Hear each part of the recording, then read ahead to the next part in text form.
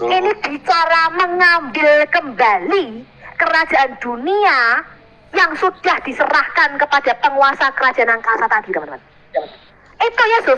Makanya Yesus ketika di bumi, dia tidak ngomong gini, sebarkanlah agama Kristen. Nah, orang no. Yesus selama 40 hari di dalam Kisah Para Rasul 1 ayat 1 sampai 8, Anda baca, selama 40 hari Yesus berulang-ulang menampakkan dirinya kepada para rasulnya, dan dia bicara tentang satu hal. Apa itu? Kerajaan Allah. Dia bicara, nak, sekarang waktunya setelah aku bangkit dari antara orang mati, kuncinya sudah ada di aku, nak. Ya, kuncinya sudah aku pegang. Otoritas atas bumi, semua kuasa di surga dan di bumi sudah aku pegang, katanya. Sekarang tugasmu mengambil kembali bangsa-bangsa yang sudah kuceraikan di Menara Babel dari penguasa kerajaan angkasa. Makanya di Kisah Rasul 2 kita baca, ketika 120 orang para rasul itu kepenuhan Roh Kudus, mereka yang dipulihkan pertama bahasa. Kenapa bahasa? Karena di Kejadian 11 di Menara Babel, Tuhan itu sukseo, dia membingungkan, dia memecah bahasa-bahasa manusia, dan itu diserahkan kepada roh-roh teritorial. Tuhan di Kejadian 11 di Menara Babel, dia itu membuang bangsa-bangsa, dipecah menjadi 70 bangsa sesuai dengan jumlah bilangan anak-anak Allah. Kejadian 32 ayat 8 dan 9. Tetapi katanya di Ulangan 32 ayat 8 dan 9. Ketika yang Maha Tinggi memecah-mecah anak manusia dan membagi-baginya menurut jumlah bilangan anak-anak Allah. Tetapi bagian Allah ialah Yakub. Yakub ialah undian yang jatuh ke tangan Allah. Jadi bangsa-bangsa lain di Kejadian 11 di Menara Babel itu diundi sama Tuhan, seakan-akan diberikan kepada roh-roh teritorial, jumlahnya 70. Sehingga setiap bangsa itu punya dewanya masing-masing. Yang tadi di kitab Daniel ada pangeran Persia, ada pangeran Yunani. Setiap bangsa punya roh-roh teritorialnya. Ini mudeng enggak ya Anda ya? Saya harap Anda mudeng ya. Kemudian dikatakan, tetapi bagian Yakub ialah miliknya. Jadi Yakub itu adalah undian yang dibuang jatuh ke tangannya Tuhan.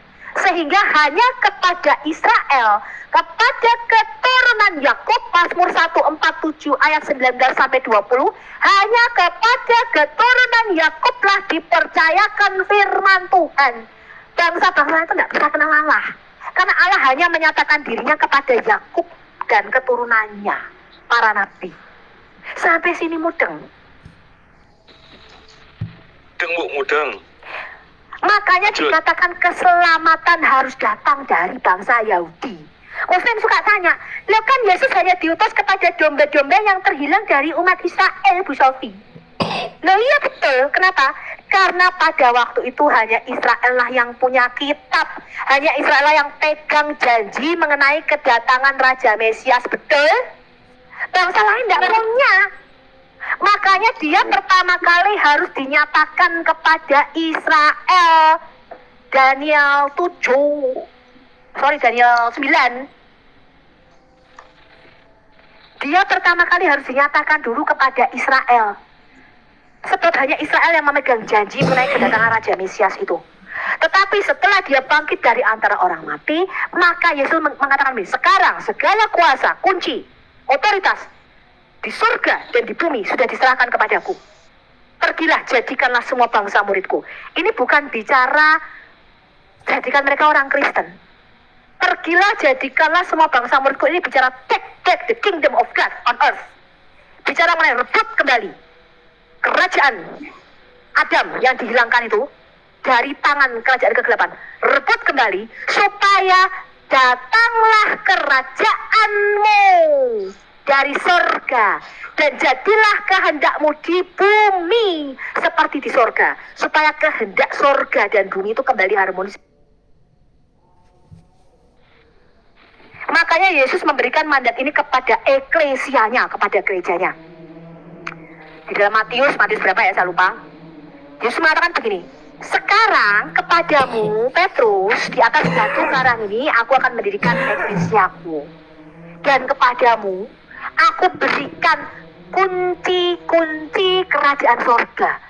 Aku berikan otoritas ketuhanan kepada gerejanya. Apa yang kamu ikat di bumi akan terikat di dimensi roh. Apa yang kamu lepaskan di bumi terlepas di dalam dimensi roh. Ini bicara mengambil kembali kerajaan di bumi, kerajaan Adam di bumi ini, dimasukkan kembali ke dalam kerajaan Allah. Bangsa demi bangsa, suku demi suku, lidah demi lidah. Makanya dikatakan dia menebus kita dari segala bangsa, suku bangsa, bahasa, dan lidah. Dan menjadikan kita raja-raja, imam-imam. Bagi siapa? Bagi Allah. Itu bicara dia sebagai Tuhan dan Mesias. Nah ini konsep ini nggak dikenal. Karena di dalam Quran itu Isa Al-Masih bukan raja. Betul? Betul. Mereka nggak kenal ketika kita bilang, kamu menyebut Isa itu Al-Masih itu Mesias. Mesias itu harus disembah. Di dalam Quran. Karena Mesias itu tukang lap di dalam Quran. Mesias itu artinya pengepel, pengelap, penyapu, penggosok, apalagi ya, berkaki datar loh, berkaki datar kayak Donald Bebek. Ketika engkau menyebut Yesus Mesias itu harus disembah, teman-teman, di dalam Alkitab kita. Daniel 7 ayat 9 sampai 14 jelas, Mesias harus disembah. Dia raja yang sulung dari antara anak-anak Adam. Pemusat apalagi itu. Iya. Karena Mesias mereka nggak tahu konsep Mesias, teman-teman, maklum. Makanya ketika kita jelasin nggak ngerti. Kok Tuhan jadi manusia apa ya? Mereka tuh bingung-bingung. Padahal di dalam Quran, di 3 ayat di dalam video saya ya, part yang kedua, bagian yang kedua, Kisah Rasul 2 ayat 36, ya. Apa artinya Allah menjadikan Yesus sebagai Tuhan dan Kristus? Di part yang kedua, Anda lihat video saya. Di dalam Quran itu ada 3 ayat yang menyatakan Allah menyuruh para malaikat sujud menyembah kepada Adam. Dan sujudlah mereka menyembah kepada Adam kecuali iblis, betul? Betul, Bu. Tapi kalau kita tanya RT 6, mengapa Allah menyuruh malaikat sujud kepada Adam? Mereka nggak tahu. Pokoknya Allah ngomong ya sujud aja, taat dan patuh. Mereka nggak tahu alasannya. Alkitab punya alasan, teman-teman. Alkitab menyatakan ketika dia membawa anaknya yang sulung, Ibrani 1 ayat 6. Ketika dia membawa anak yang sulung ke dalam dunia, maka dikatakan semua malaikat harus sujud menyembah kepada Raja Mesias sebagai Adam, sebagai manusia. Betul? Betul, betul. Ulangan 32 ayat 43, versi Septuaginta, jangan versi Masoretic Text. Semua malaikat harus sujud menyembah kepada Yesus sebagai Adam, sebagai manusia. Justru ketika dia menjadi manusia, malaikat harus sujud menyembah kepada Yesus. Baca itu di dalam Alkitab kita. Ketika dia membawa anaknya yang sulung ke dalam dunia, Alkitab mengatakan semua malaikat harus sujud menyembah kepada Yesus sebagai Adam. Kalau Quran nggak ngerti, kamu tanyai sampai kiamat itu loh, mengapa Allah menyuruh malaikat sujud kepada Adam? Mereka nggak tahu jawabannya. Nyuruh-nyuruh saja katanya. Iya. Padahal sujud selain kepada Tuhan nggak boleh ya, teman-teman ya, menurut mereka ya. Iya.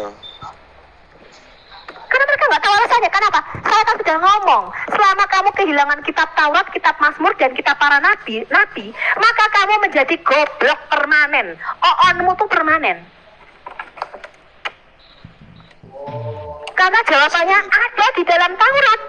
Ulangan 32 ayat 43. Semua malaikat harus sujud menyembah kepada Raja Mesias. Diulangi di Ibrani 1 ayat 6.